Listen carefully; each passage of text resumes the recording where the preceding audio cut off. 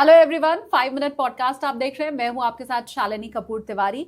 अगले 5 मिनट में आपको ऑप्शन ट्रेडिंग से कमाई के थंब रूल मिलने वाले हैं।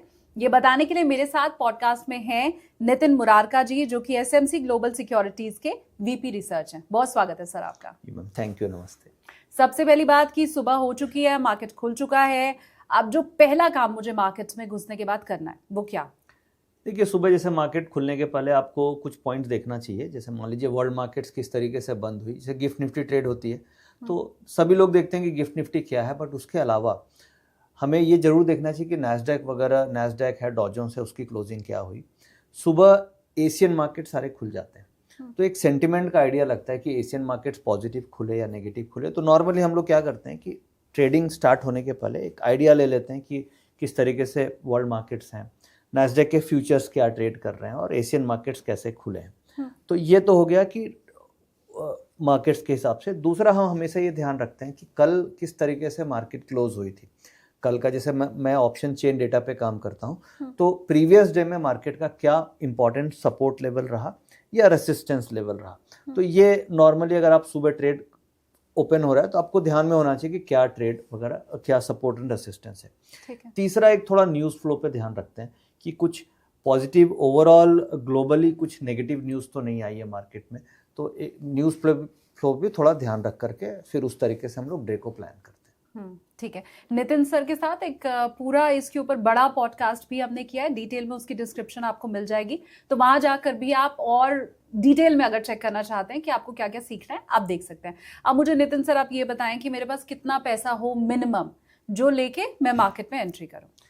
देखिए, अगर आप ऑप्शन ट्रेड कर रहे हैं तो आपके पास कम से कम 1 लाख का फंड होना चाहिए, जिससे जो अगर लॉस भी हो जाए तो आपको दिक्कत नहीं हो, मतलब सरप्लस फंड होना चाहिए। कई बार ऐसा होता है कि मेरे पास केवल 1 लाख रुपया है और सरप्लस फंड नहीं है, यानी अगर वो लॉस हो गया तो मुझे बहुत दिक्कत हो सकती है। तो ऐसे कंडीशन में आपको ऑप्शन ट्रेड नहीं करना चाहिए। यानी ऑप्शन में रिस्क कैपिटल लेना चाहिए और मिनिमम 1 लाख का फंड होना चाहिए आपके पास।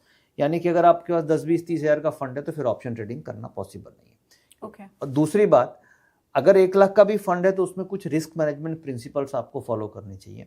जैसे मान लीजिए आप ऑप्शन ट्रेड कर रहे हैं तो कई लोग क्या करते हैं, 1 लाख के फंड पे 10 लॉट 15 लॉट की ट्रेडिंग कर लेते हैं और अगर मान लीजिए लॉस हो गया तो 30-40% कैपिटल का एक दिन में लॉस हो जाता है। तो जैसे देखिए, 1 लाख के फंड पे आप जो भी ट्रेड लें तो आपको रिस्क मैनेजमेंट इस तरीके से करना है कि आपका 2% से ज़्यादा लॉस एक ट्रेड में नहीं होना चाहिए और एक दिन में मैक्सिमम 5% का रिस्क लेकर के चलना है। तो फंड से ज़्यादा इंपॉर्टेंट है कि आप रिस्क मैनेजमेंट कैसे करती हैं।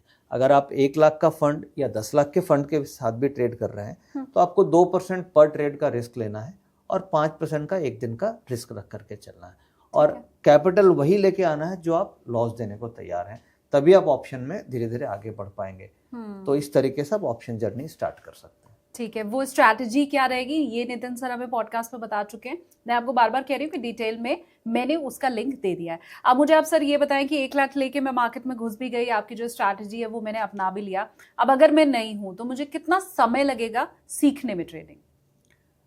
देखिए, सीखने के लिए आपको प्रैक्टिस चाहिएगी ऑप्शंस में। और मान लीजिए आप फ्यूचर ऑप्शन कर रहे हैं तो कम से कम भी तो 3 महीने तो आपको लगने चाहिए और वो भी 3 महीने आपको पेपर ट्रेडिंग करनी होगी। आप ये सोचेंगे कि मैं केवल प्राइस मूवमेंट देख के सीख जाऊं तो वो पॉसिबल नहीं है। 2-3 महीने पेपर ट्रेडिंग करनी होगी, यानी आप एक्सेल शीट में अपने ट्रेड्स लिखिए, उस मेथड के ऊपर प्रैक्टिस कीजिए।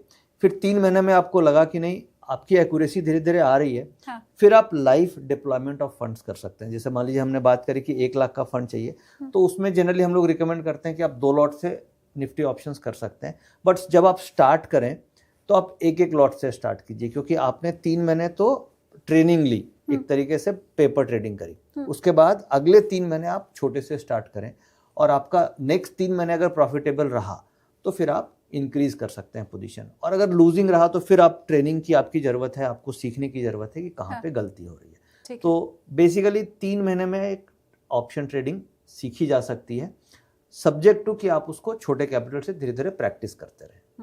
ठीक है नितिन सर, ये बातें आपको तब बता रहे हैं जब लास्ट 17 मंथ में लगातार उन्होंने प्रॉफिट दिया है और 1 रुपए का भी घाटा नहीं हुआ है उन्हें। अब मुझे आप ये बताएं, क्योंकि निफ्टी के निशानेबाज के नाम से आप जाने जाते हैं, जी बिजनेस पर सर का ये शो आता है, तो निफ्टी के निशानेबाज का मतलब आप निफ्टी के बारे में ही बताते हैं या किसी और हमें इंडेक्स को भी देखना है? जैसे मेरी क्या एक्सपर्टीज निफ्टी पे है, मेरा फोकस निफ्टी पे होता है, बट सेंसेक्स है या फिर बैंक निफ्टी है या फिर निफ्टी, जो भी इंडेक्स रिलेटेड प्रोडक्ट है उन सब पे मेरी डेटा स्टडी होती है। इसके अलावा स्टॉक्स पे भी हम लोग काम करते हैं, क्योंकि मैं एसएमसी ग्लोबल में वीपी रिसर्च हूँ, तो मैं हर तरीके से रिसर्च में ट्रैक करता हूँ। बट जो मेरी अपनी एक्सपर्टीज़ है वो निफ्टी पे है। और इसके अलावा अगर आप ट्रेड करना चाह रहे हैं तो आपके लिए सेंसेक्स भी बहुत अच्छा प्रोडक्ट है आज के दिन में, क्योंकि उसकी एक्सपायरी हर थर्सडे को होती है और काफ़ी लिक्विड प्रोडक्ट हो गया है।